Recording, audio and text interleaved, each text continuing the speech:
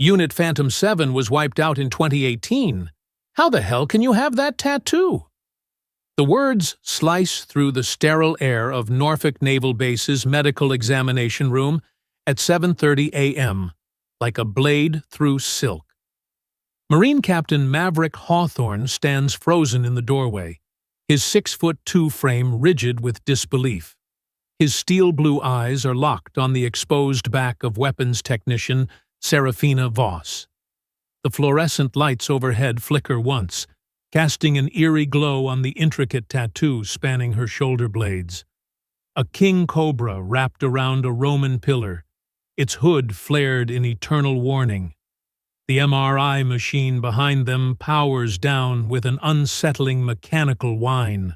Friends, welcome to our channel. If you love military thrillers packed with shocking secrets and impossible mysteries, hit that like button and subscribe right now. Today, we're diving into a story about a vanished unit that supposedly never existed, and the one woman who might be its last survivor. Thank you so much for your incredible support. Let's uncover the truth together. Serafina Voss slowly pulls her standard-issue shirt back over her shoulders, her movements deliberate and controlled. She doesn't turn to face Hawthorne immediately. The 35-year-old weapons specialist has been at Norfolk for exactly 72 hours, transferred in to oversee critical maintenance on the USS Leviathan's Tomahawk launch systems. Her personnel file reads like a textbook military technician: competent, unremarkable, invisible. But that tattoo tells a different story entirely. It screams of classified operations and ghosts that should have stayed buried in Syrian sand. "You must be mistaken, Captain," Serafina finally responds, her voice carrying the faintest trace of an accent that doesn't quite match her Midwest background. She turns to face him, gray eyes meeting his without flinching. "I got this tattoo in Baltimore 3 years ago. Just thought the design looked cool." Hawthorne steps fully into the examination room, closing the door behind him with a soft click that somehow sounds like a trap being set. His perfectly pressed uniform bears 3 rows of ribbons, including a bronze star with Valor device. His weathered face carries the kind of authority that comes from 15 years of service and operations most people never hear about. "Don't insult my intelligence, Technician Voss," he says, his voice dropping to a dangerous whisper. "I was the liaison officer for Operation Black Tide. I know every member of Phantom 7 by their files, their faces, and their unit markings." The morning sun streams through the narrow window, casting long shadows across the medical equipment. Somewhere in the distance, the morning colors ceremony begins, the national anthem floating across the base. Serafina's hand unconsciously moves to her left shoulder, where beneath the fabric lies another secret. A Z-shaped scar that Hawthorne hasn't seen yet. The kind of scar that only comes from very specific, very brutal interrogation techniques. Operation Black Tide was classified beyond top secret, Serafina says carefully, studying Hawthorne's face for any tell. "If you really were involved, you'd know better than to discuss it in an unsecured medical facility." She pauses, then adds with calculated precision, "Besides, according to official records, that operation never happened. Just like Phantom 7 never existed."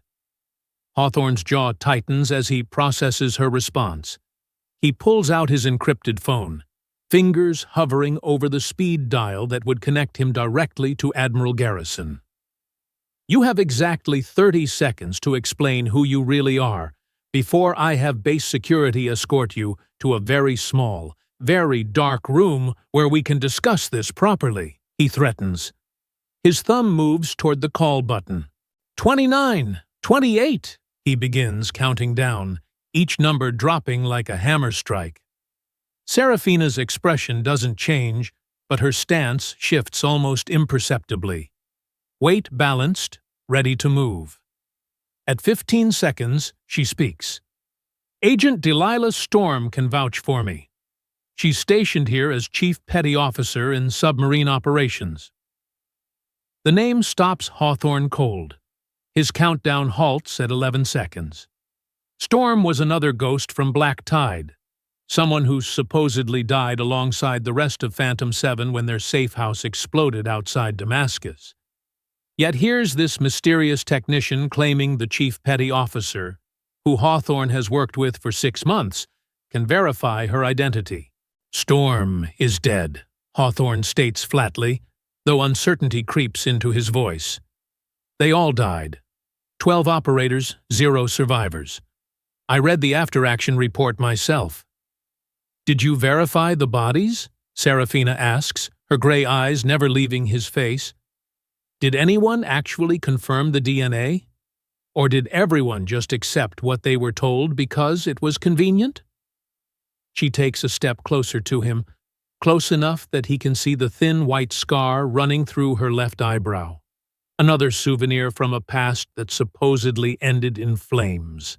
Before Hawthorne can respond, his phone buzzes with an urgent alert.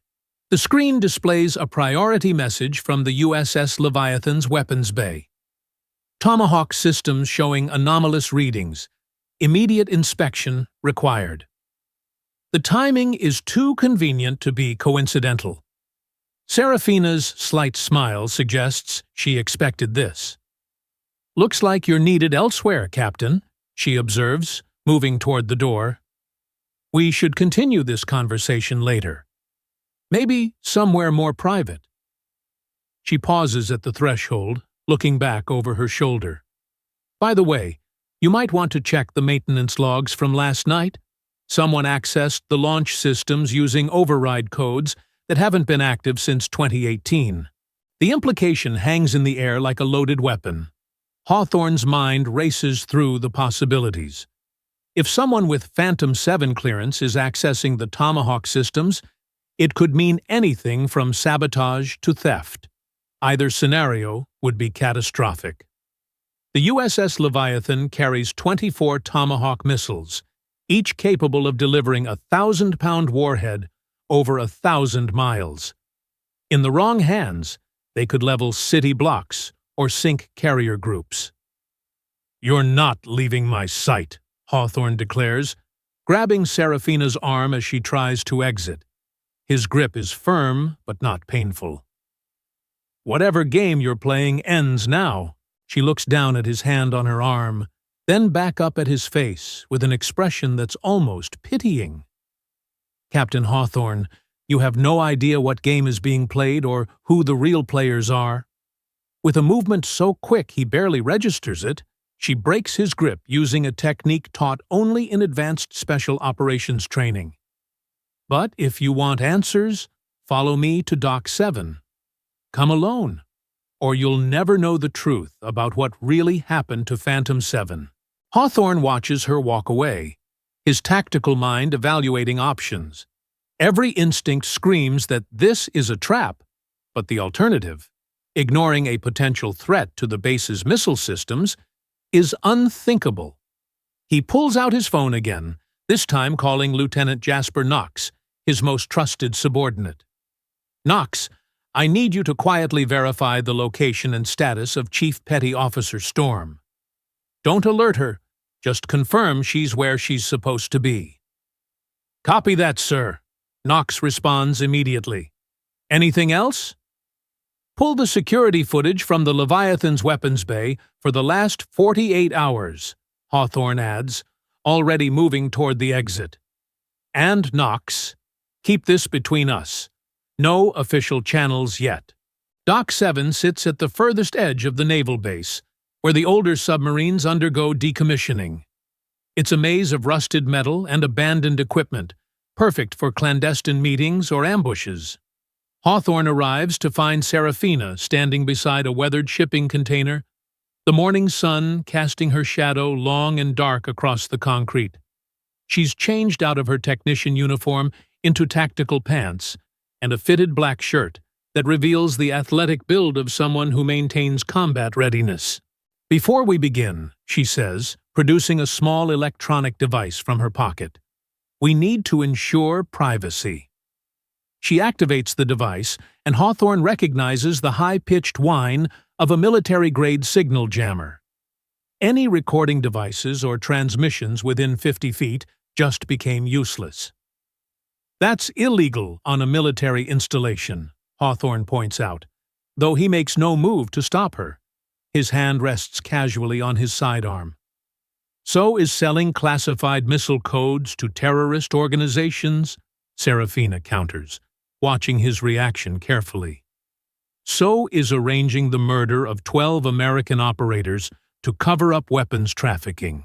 So is taking $50 million from Crimson Dawn to facilitate the theft of Tomahawk missiles. Each accusation lands like a physical blow.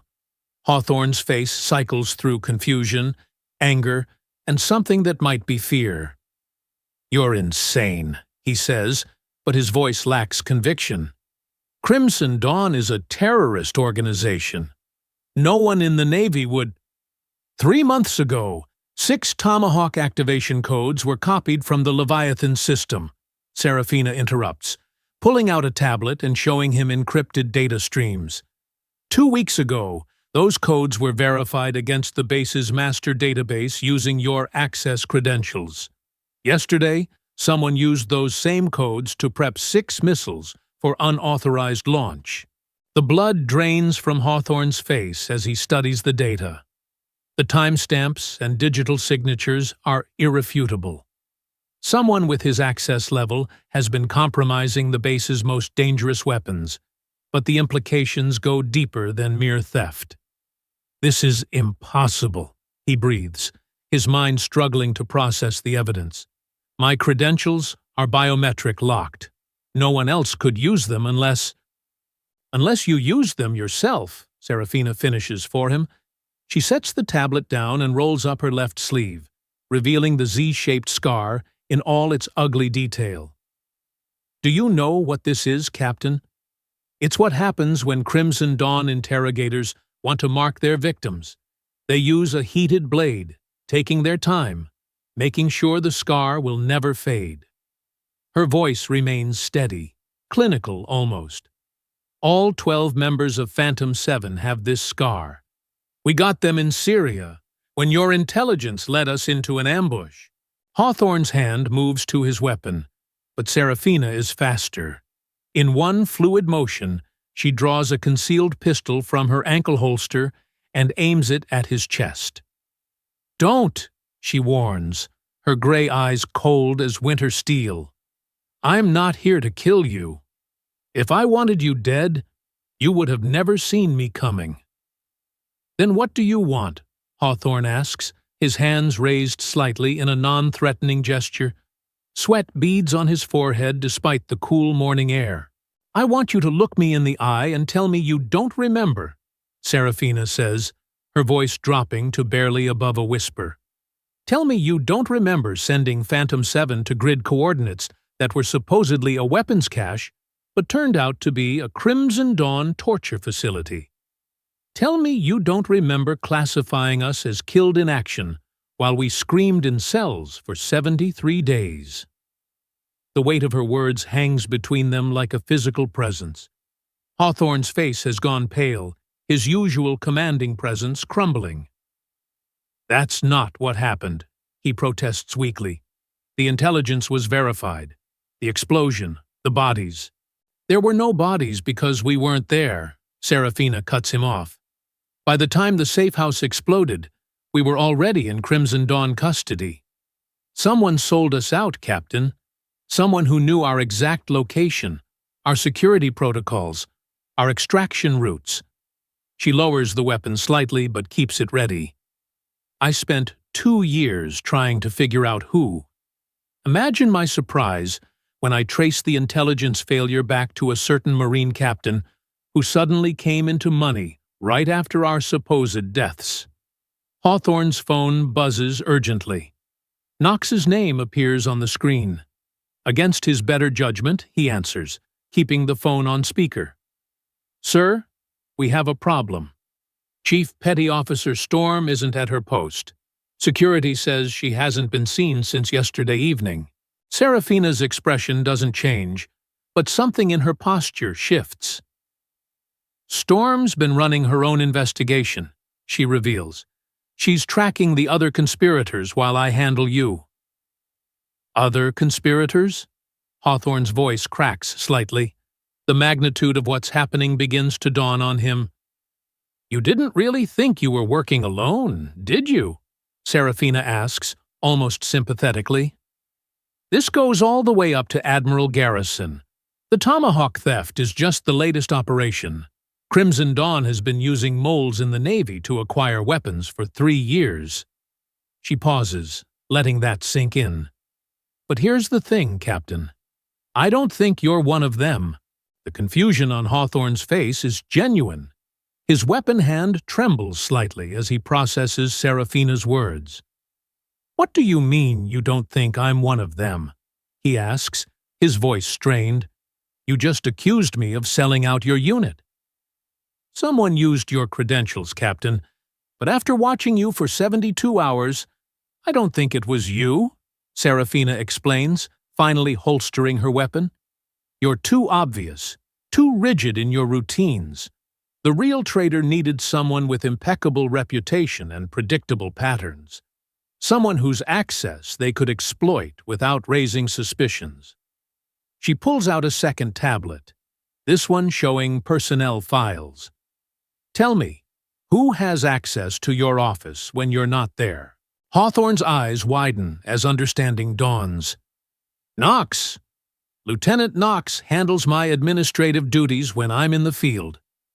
His voice drops to a whisper. He's been with me for 2 years. I trusted him completely. Trust is a luxury in our line of work, Serafina says, her tone carrying the weight of hard-learned lessons. Knox has been feeding information to Crimson Dawn using your access codes, but he's just a middleman. The real orchestrator is someone much higher up the chain of command. Before Hawthorne can respond, an explosion rocks the base.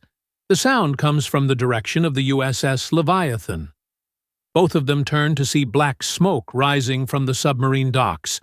Alarms begin wailing across the installation. That's not part of my plan, Serafina says, already moving toward the chaos. Hawthorne follows without hesitation, their previous confrontation temporarily forgotten in the face of immediate danger.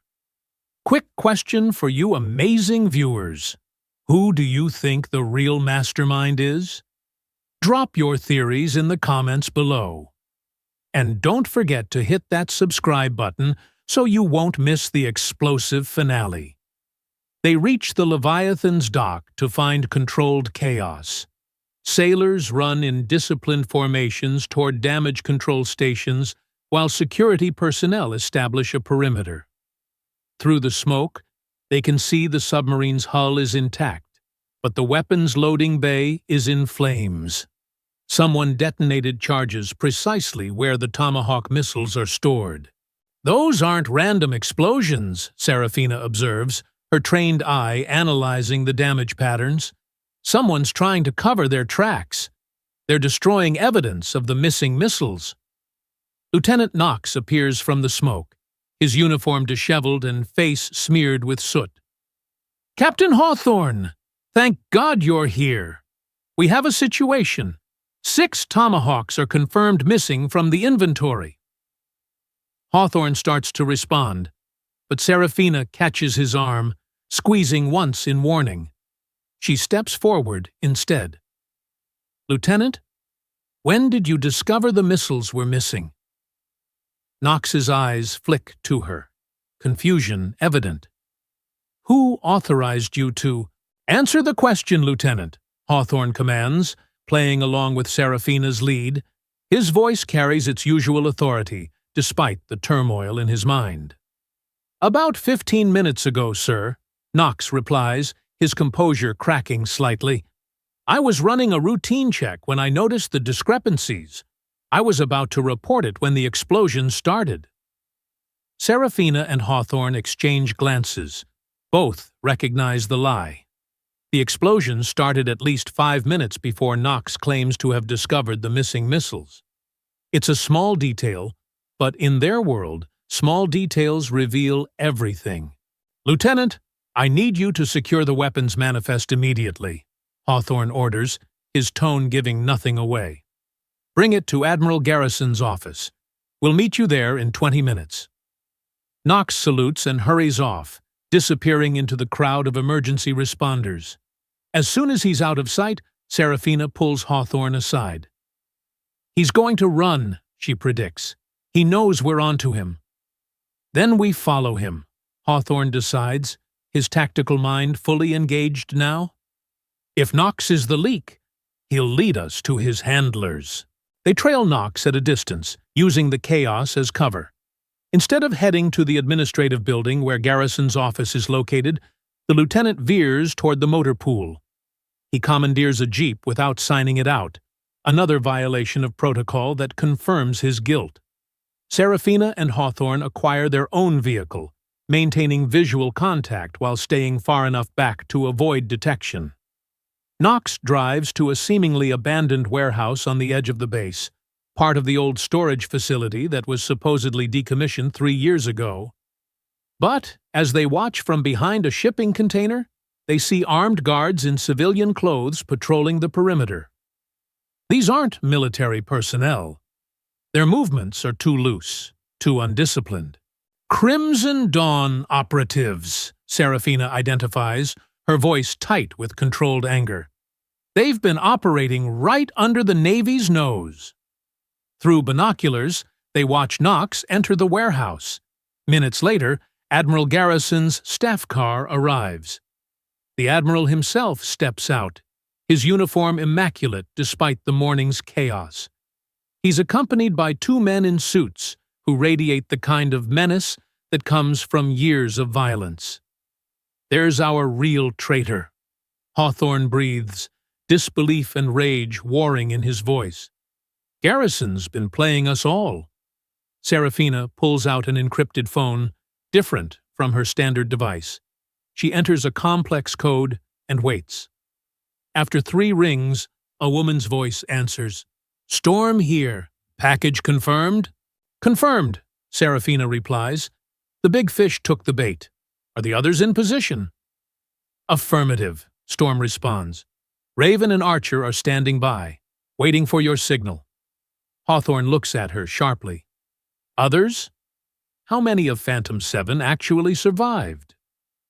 "4 of us made it out of Syria," Serafina reveals, her eyes never leaving the warehouse. "Storm, myself, Raven, and Archer. We've spent 2 years planning this, getting into position, waiting for the right moment to expose the network that betrayed us." "And I was part of your plan?" Hawthorne asks, beginning to understand the scope of the operation.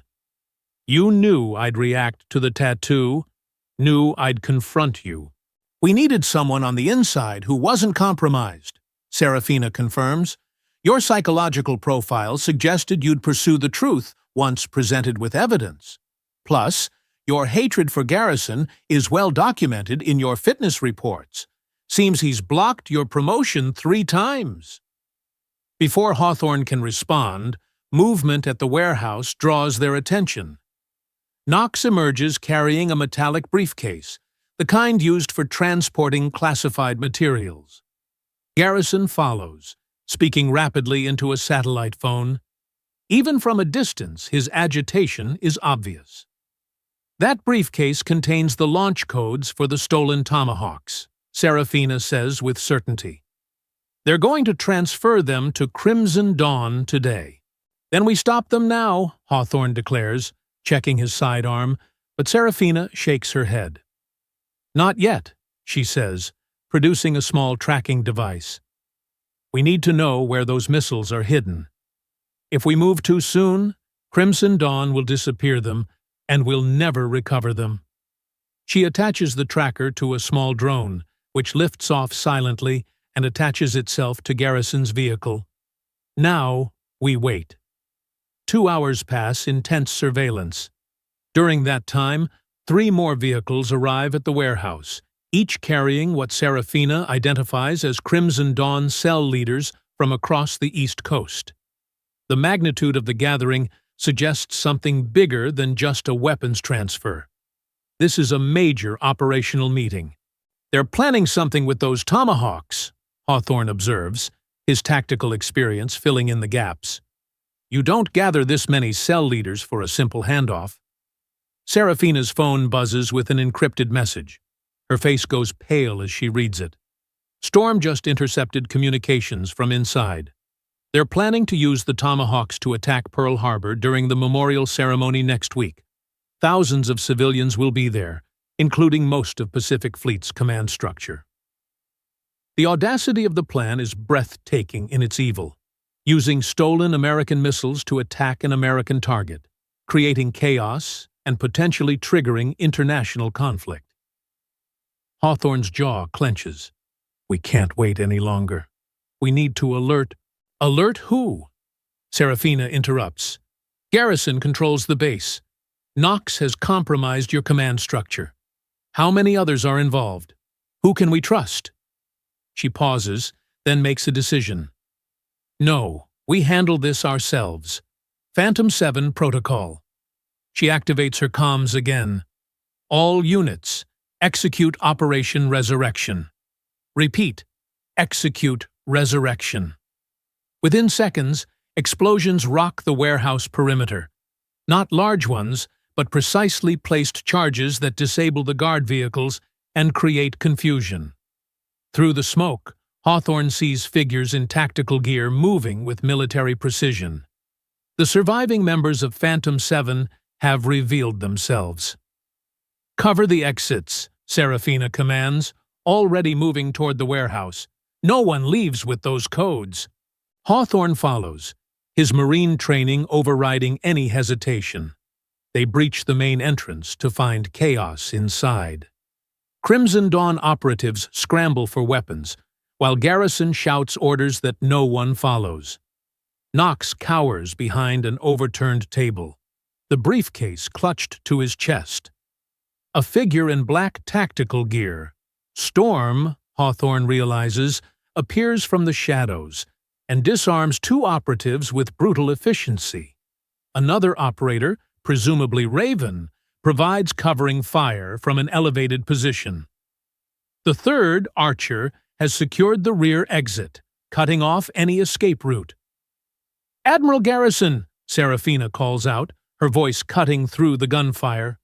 By the authority of Executive Order 7792, you're under arrest for treason, conspiracy, and terrorism.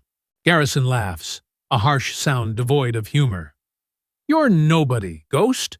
You don't exist, remember? Phantom 7 died in Syria. Did we? Serafina removes her tactical helmet, revealing her face clearly. Agent 0. Authentication code Whiskey Tango 997. Check your classified databases, Admiral. Some ghosts have federal badges. Get ready for the ultimate plot twist you never saw coming. If you've figured out Serafina's true identity, comment below right now. This story is about to blow your mind. Make sure to like and share with anyone who loves military thrillers. The revelation hits everyone simultaneously. Agent 0 is a legend in intelligence circles, a designation given to deep cover operatives who officially don't exist, but have presidential authority to operate outside normal channels. Garrison's face goes white. He knows the implications. Agent 0's testimony would be believed over his, regardless of his rank. The program reports directly to the National Security Council. You're making a mistake. Garrison tries one last gambit. Crimson Dawn has assets everywhere. Even if you arrest me, others will continue the operation. Those missiles will still launch. Actually, they won't, a new voice announces from the entrance. FBI Special Agent Cassius Ridge enters with a full tactical team. We've been monitoring your operation for 3 months, Admiral. Every communication, every transfer, every contact. It's all documented. Hawthorne looks between Serafina and Ridge. You knew the FBI was coming? I called them 2 hours ago, Serafina admits. Once we confirmed Garrison's involvement, we needed official law enforcement. Phantom 7 may be ghosts, but even ghosts need legal backup sometimes. Knox makes a desperate break for the side door, still clutching the briefcase. Hawthorne intercepts him with a tackle that would make any linebacker proud. The briefcase flies open, spilling not launch codes, but stacks of $100 bills, roughly $5 million in unmarked currency. "My payment," Knox gasps from beneath Hawthorne's weight. "They promised me $10 million total. This was just the down payment." "Hope it was worth it," Hawthorne says, hauling the lieutenant to his feet. "You're looking at life in federal prison." The FBI team efficiently processes the scene, arresting Garrison, Knox, and 14 Crimson Dawn operatives. Ridge approaches Serafina with something resembling respect. "The stolen tomahawks? Silo B7, she provides, checking her tracker. "They moved them to the decommissioned missile facility on the north end of the base. My team will assist with recovery." "Negative," Ridge says, though not unkindly. "Phantom 7 doesn't exist, remember? Officially, this was a joint FBI-Navy operation. You were never here." Serafina nods, understanding the necessity. She signals to Storm, Raven, and Archer. The 4 operators begin to withdraw, melting into the shadows as efficiently as they appeared. But before she goes, she approaches Hawthorne one last time. "Thank you," she says simply, "for believing the evidence, for doing the right thing." "Wait," Hawthorne calls as she turns to leave. "The tattoo, the cobra, and pillar. What does it really mean?" Serafina pauses at the threshold. The cobra represents vigilance, always watching for threats.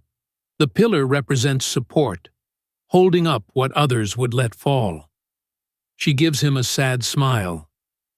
Phantom 7's motto was, "Forever vigilant, forever strong." Even death couldn't change that. 6 hours later, the base has returned to relative calm.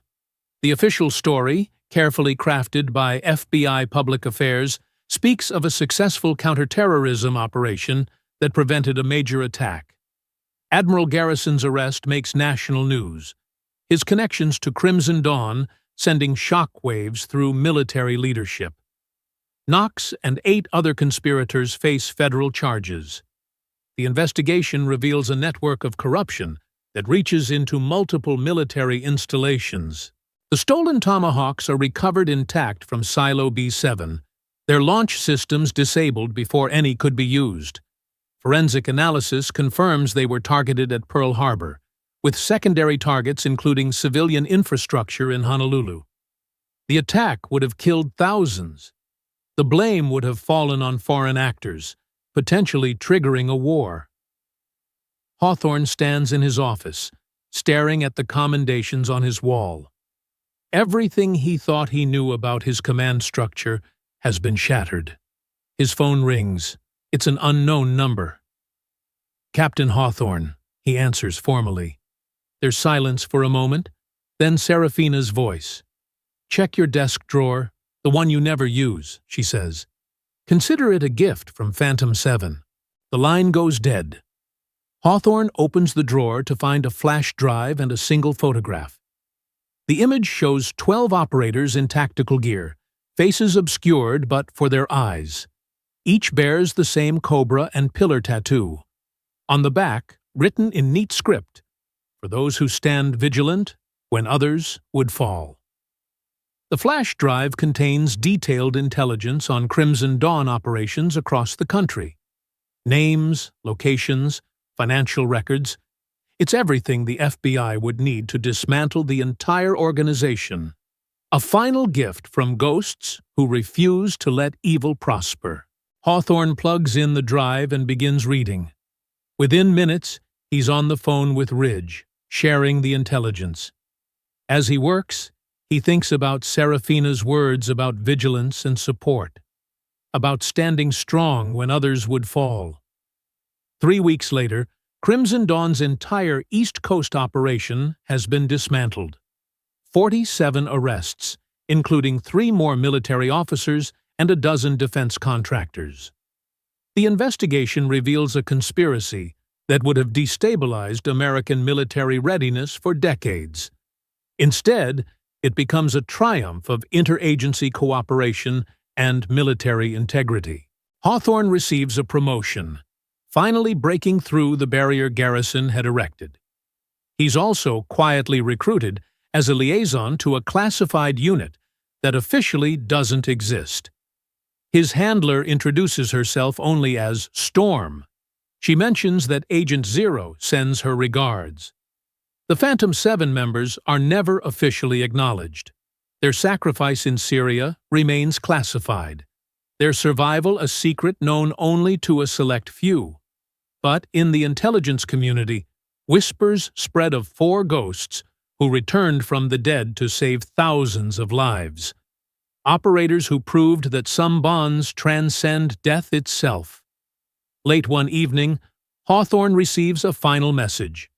It's a simple text from an encrypted number. New threats emerging on the West Coast. Vigilance required. He deletes the message and starts packing. Some fights never end, but now he knows he's not fighting alone. Somewhere out there, Phantom 7 continues their watch.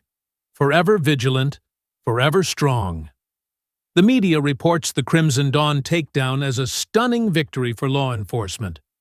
What they don't report is the critical role played by soldiers who officially died in Syria years ago. The public never learns about Agent Zero or the corruption that nearly gave terrorists American missiles. Some truths are too dangerous for public consumption. In a small apartment in an undisclosed location, Serafina Voss studies a new set of files. Her next target is already identified. Another threat to national security that requires a ghost's touch. The cobra tattoo on her back seems to shift in the lamplight, a reminder of duty that transcends death. She opens a secure laptop and types a brief report. Operation Resurrection complete. 47 hostiles neutralized. 0 civilian casualties. Phantom 7 ready for next mission. The response comes immediately. Acknowledged. New assignment incoming. Priority Alpha. Serafina closes the laptop and looks at a photograph on her desk. It's the same image she left for Hawthorne. 12 operators ready to face any threat. 8 of them really did die in Syria. Their sacrifice will never be forgotten.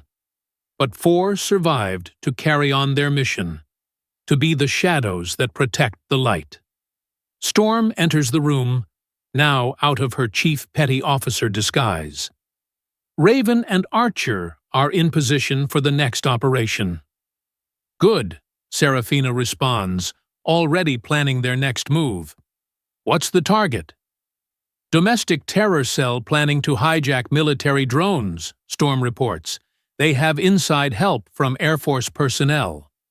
Serafina nods, her gray eyes hardening with determination. Then we go hunting again. As they prepare for their next mission, neither mentions the obvious truth. They'll never stop. The threats are too numerous, the stakes too high. Phantom 7 died in Syria, but Agent Zero and her team live on. Guardians in the shadows, protectors of a nation that will never know their names. The morning sun rises over Norfolk Naval Base, painting the sky in shades of red and gold. The base continues its daily operations, sailors and Marines going about their duties, unaware of how close they came to disaster. In his office, Hawthorne looks at the cobra and pillar image one more time before locking it in his safe. A reminder that sometimes the greatest heroes are the ones whose stories can never be told. The Tomahawk missiles sit secure in their silos, their deadly potential contained. The conspirators face justice in federal courts. Crimson Dawn's plans lie in ruins, and somewhere in the shadows, 4 ghosts continue their eternal vigil. ready to strike at any threat to the nation they swore to protect. This is the reality of modern warfare, not always fought on foreign battlefields, but in the shadows of our own institutions. Not always won by armies, but by individuals willing to sacrifice everything, even their own existence, for the greater good. Phantom 7's official story ended in Syrian flames, but their true story, the story of Agent Zero and her surviving teammates, continues in the darkness where justice meets necessity. The final lesson is clear. Evil prospers when good people do nothing, but it fails when heroes refuse to stay dead. When vigilance overcomes corruption, when loyalty transcends betrayal, when ghosts rise from their graves to protect the innocent. The price of freedom isn't just eternal vigilance, it's the willingness of a few to become phantoms, to sacrifice their very existence so others might live in peace. In the end, Serafina Voss remains what she always was, a weapon pointed at America's enemies, a guardian angel with a sniper's precision, a ghost who refuses to rest while threats remain. She is Agent Zero, and her war never ends. 6 months pass before the full scope of Operation Resurrection becomes clear to those with sufficient clearance. The intelligence Serafina provided leads to the largest domestic counterterrorism success in a decade. 93 Crimson Dawn operatives across 12 states face federal prosecution. Their network, built over years of careful cultivation, crumbles in weeks.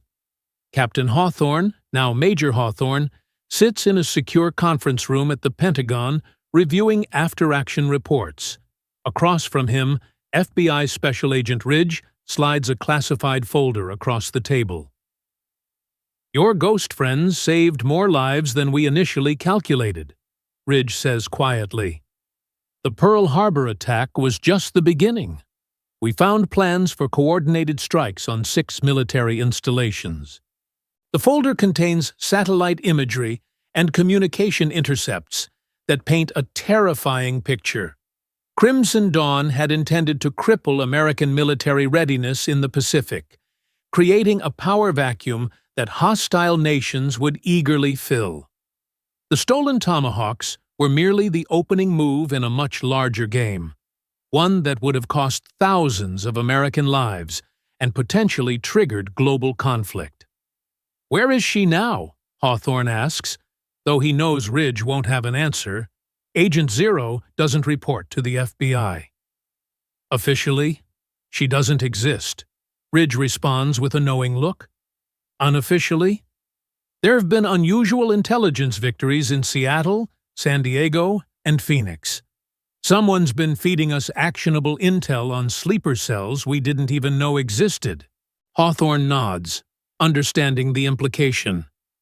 Phantom 7 continues their mission, invisible guardians moving through the shadows of American society.